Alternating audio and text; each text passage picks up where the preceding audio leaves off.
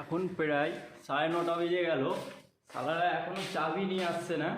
এই ঘরটাই তোমার কাজ হবে। পুরো অন্ধকার ভাই, কিছু দেখা যায় না।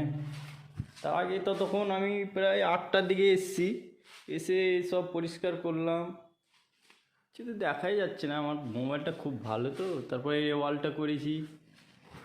তারপরে তোমার প্রায় এই স্টেডিয়ামে আমি এখন এখানে একাই। তারপরে তোমার এই স্টেডিয়ামে কিছু লোক আছে। চলো তোমাদেরকে লোকটি দেখাই কিভাবে কাজ করছে, আমিও দেখে আসি।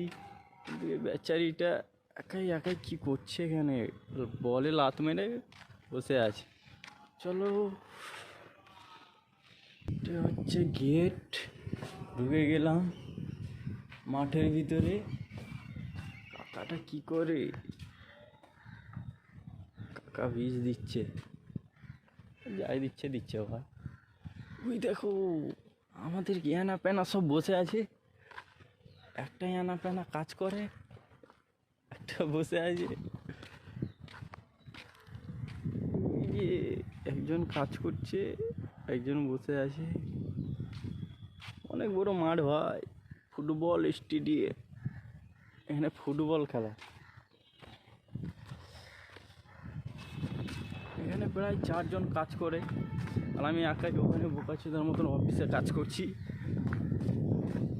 আর এখানে 4জন এখানে কাজ করাটাই না ঠিক আছে ভাই। কেন কোমর লভিয়ে লভিয়ে কাজ করতে হয়, কুকড়া হয়ে ওয়ালের ব্যথা হয়ে যাবে কোমর। এই যে দেখো পাইপগুলো কীভাবে চলছে বে,